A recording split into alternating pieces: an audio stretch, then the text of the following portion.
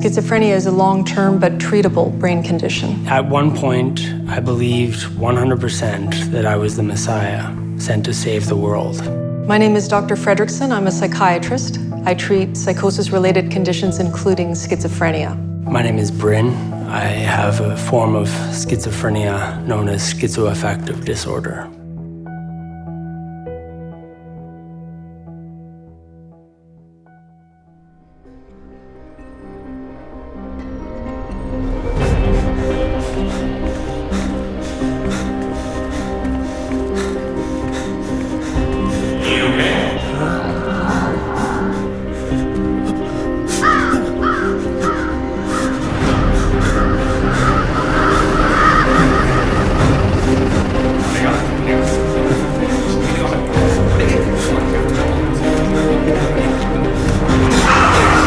What are you doing? Get off the road, idiot!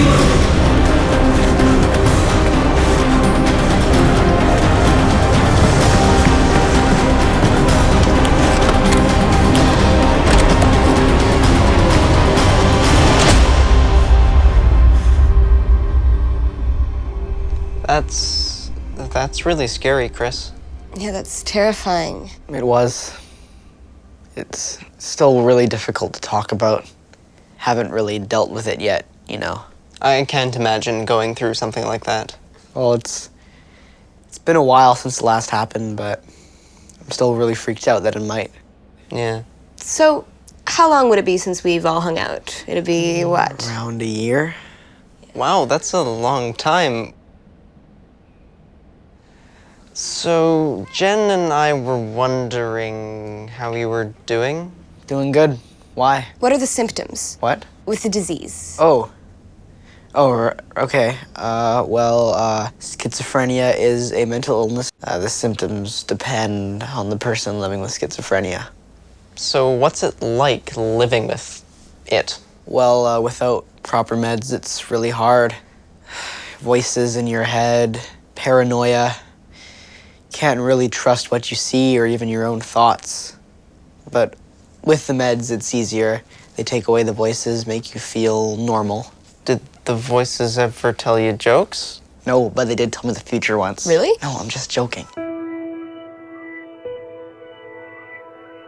Schizophrenia is a psychiatric disorder that involves everything from paranoia to catatonia to hallucinations, delusions. One might say that schizophrenia is one's inability to perceive reality accurately. Once people recognize that this is a brain-based illness as opposed to a social issue, a personality problem, a family issue, then appropriate diagnosis and treatment can really begin. What's really hard is that schizophrenia occurs between the ages of 15 and 25. That's the time of graduating from high school. That's this time of starting university, a career, and it can be very difficult to spot the warning signs. I wish people knew what to look for when I was a kid. Then I would have been diagnosed earlier, and it would have radically changed my life. So you must feel kind of crazy. I mean, not you, Marty, don't be a jerk. Sorry, Chris. It's okay, I know what he meant. I didn't mean it. Well, people blurt stuff out. It happens. It's good to talk about it. I've been wondering. I just don't want to say the wrong thing like before. Yeah, same here. Oh, we're friends, so it's easier. I mean, if there's something I don't want to talk about, I'll just tell you or go really silent. So did you see things, like hallucinations or whatever? Yeah, sometimes. Like what? Hey, are you feeling okay?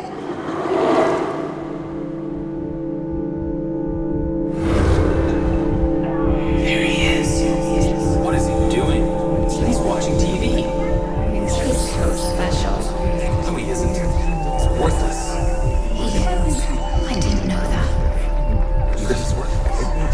He's not worthless. He's a hero. Don't listen to this. Listen to me.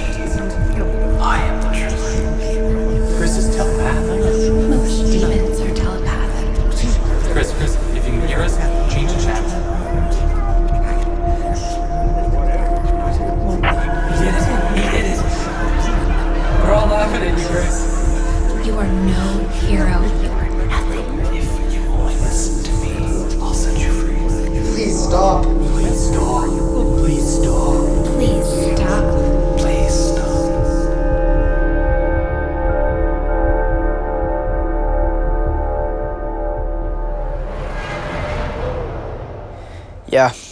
that was really rough.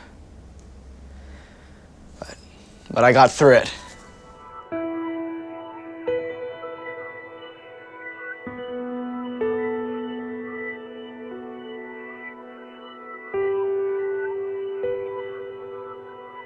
Often there's some kind of change in the person's personality and some kind of change in their regular level of functioning. They can include everything from general anxiety, social withdrawal, mood swings, depression.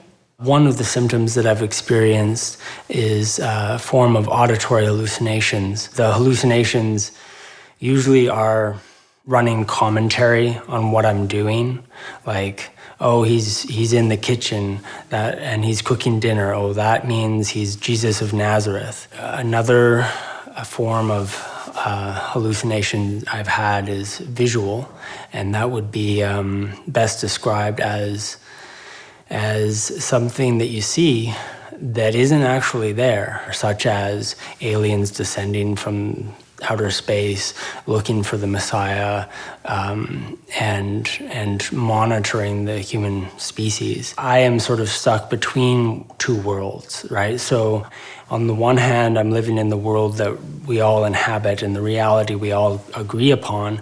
And then at the same time, there's sort of this parallel thing. It's sort of like tuning into both sides of reality. What sucks even more is that sometimes I have a hard time thinking clearly.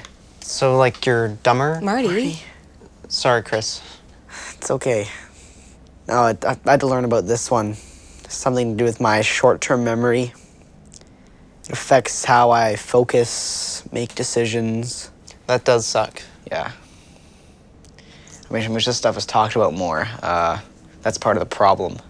Yeah, it's hard to talk about this stuff. I mean, it's hard to talk about it now. Yeah, I'm scared to talk about it. I'm scared too, guys. I've done a ton of research on this weird illness, and I still don't totally know what's going on. Well, it's helping me to get what you're going through. The same here.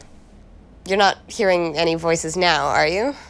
I'm just kidding. It's so good to hang with you guys again. Most people just stay away from me, you know?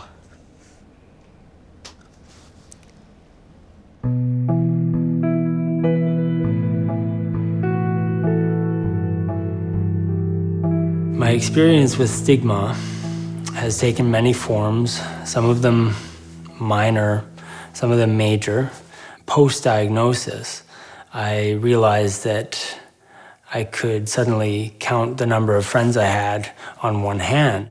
Unfortunately, we're still in an age where it's not completely acceptable to talk about schizophrenia or a loved one having schizophrenia. There's a lot of lack of knowledge, misunderstanding. It doesn't roll off the tongue as easily as saying my loved one has a heart condition or diabetes or a seizure disorder. But you know, I have to say that education really breaks down stigma. I think if everyone really got the right education, we would have a lot less confused people. Stigma is a prominent issue in the treatment of schizophrenia. There's what we call self-stigma, or the person's own problems with coming to terms of being diagnosed with a chronic, long-term medical illness. There's a stigma within the family unit of coming to terms with their loved one has a medical condition that needs long-term treatment. There's often hopes that potentially the diagnosis is wrong and that this may just be a phase, the person might grow out of it, that the medications may need to be very short-term. There's also the stigma in the associated community, the cultural setting, the religious setting the person's in. The fact is, schizophrenia is a medical diagnosis. It's like a heart condition or diabetes. It's no one's fault. It took me a while to realize that. And if that was the accepted reality on the part of most people in society, then it would perhaps reduce the isolation that people feel. We need to reach out to the people who are feeling alone and isolated and facilitate the process of their healing. I don't know what to say. You've really been through something. I have. Thank God there's a lot of good help out there. Do you want to stop? We could talk about, like, celebrities or something. Or the local sporting team. No, it's okay. It's been a really rough year. All these crazy thoughts. I didn't know who to turn to. I'm really sorry we weren't there for you, Chris. Yeah, we had no idea. I mean, we just thought you were on drugs or going through a phase or something. If we knew what to look for, we would have helped. My family tried to help, but And you're such a calm guy. I would have pictured somebody with this more... Dangerous. that's frustrating. You know, people with schizophrenia in movies are always pictured to be violent and crazy, when most of the time they're just like me. So, how do you get it? Oh, well, it's not that simple. It's not like a cold. It's still a big mystery as to where it came from. Well, could it happen to me? Well, it happened to me, and I'm dealing with it. There must be some place where we can get more info. Well, you just have to look for it. I'll send you guys some links.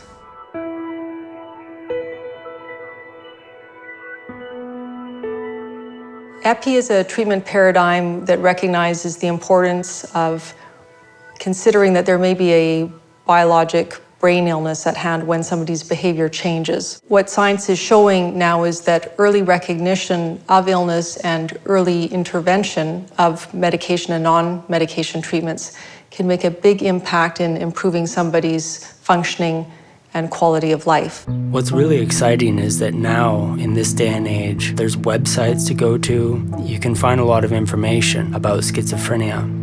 Back in high school, I was in class with my classmates. We were talking amongst ourselves, and I turned to my friend and said, "You know my last name Ditmars? Well, it's Ditmars because me and my family are from the planet Mars." And she laughed, and then I said, "No, really, feel the back of my head, that's where they implanted the microchip." And she laughed again. What I wonder is what might have happened in high school had my friend been educated about warning signs to look for. Warning signs like hygiene, strange behavior, withdrawal, blank expression, flat affect, personality changes of that sort. If my friend and I had been educated about schizophrenia, my friend probably would have gone to the school counselor or a teacher or even my parents, and I could have got the help I needed at that time. The fact remains, schizophrenia is incurable, but individuals with schizophrenia can recover and lead meaningful and productive lives. So what are the meds like? Do you feel all scrambled? Oh man, at first they were super weird. Felt all over the place, like it wasn't myself. And now? Now I got used to them once my brain rearranged. I'm really glad they work for me. Do you ever stop taking them? No, I need them to feel regular. What would happen if I took them? Probably nothing. I'm not giving you any. Hey, a bunch of us are hanging out next weekend. Do you want to come? Yeah. Really? I'll let the others know. Haven't been out in a while. You'll like the guys, they're really cool. Well, thank you for sharing. It must be hard. Yeah, well, you guys are good friends.